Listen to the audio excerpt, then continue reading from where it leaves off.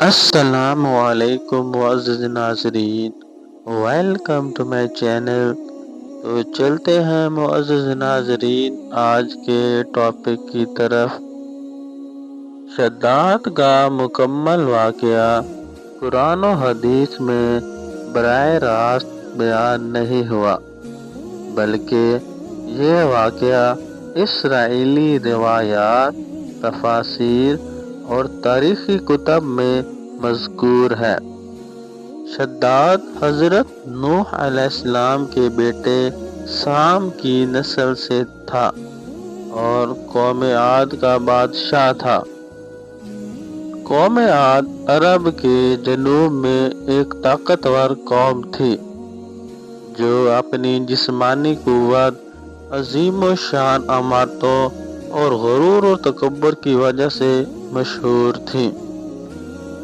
قوم عاد عرب کے علاقے احقاف میں آباد تھی جو موجودہ یمن اور عمان کے قریب تھا۔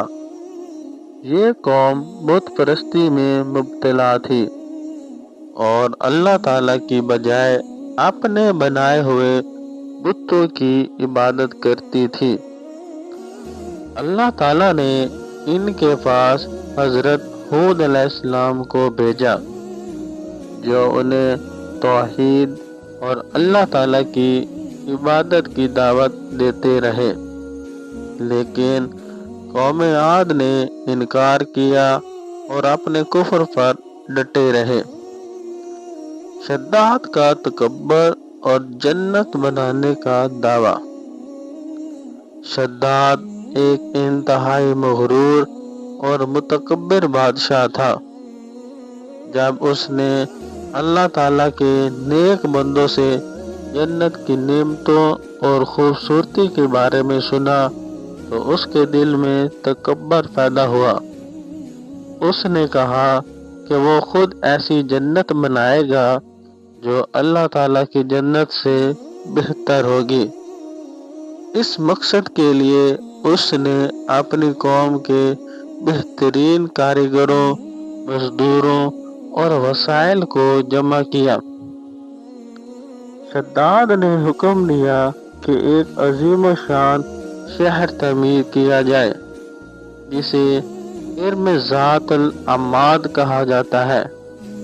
قرآن مجید میں قوم عاد کے بارے میں ذکر ہے، کیا آپ نے نہیں دیکھا کہ آپ کے رب نے قوم عاد کے ساتھ کیا کیا؟ یعنی ارم کے ساتھ جو ستونوں والی تھی۔ یہ شہر بلند و بالا ستونوں، خوبصورت باغات، نہروں اور محلوں پر مشتمل تھا۔ یہ دنیا کی سب سے خوبصورت جگہ بن گئی اور شداد اسے اپنی جنت قرار دیتا تھا۔ جب شداد کی جنت مکمل ہوئی تو اس نے اس میں داخل ہونے کا ارادہ کیا، لیکن اللہ تعالیٰ کو اس کا تکبر پسند نہ آیا۔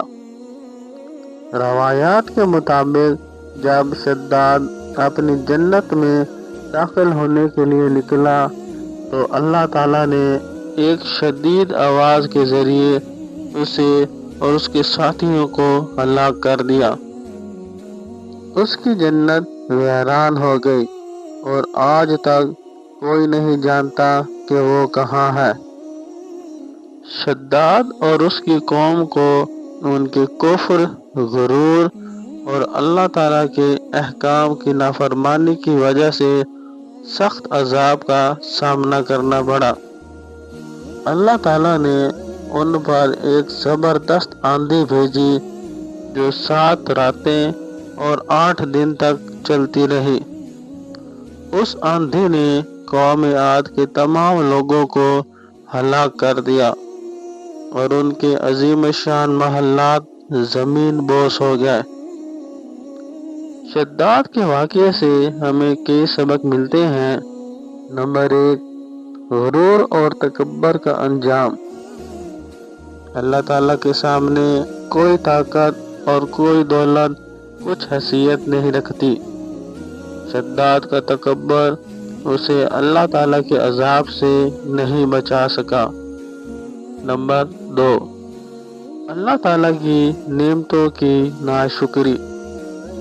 कौम आद अल्लाह ताला की दी हुई नेमतों की नाशुक्री करती थी और उसी नाशुक्री की सजा उन्हें मिली।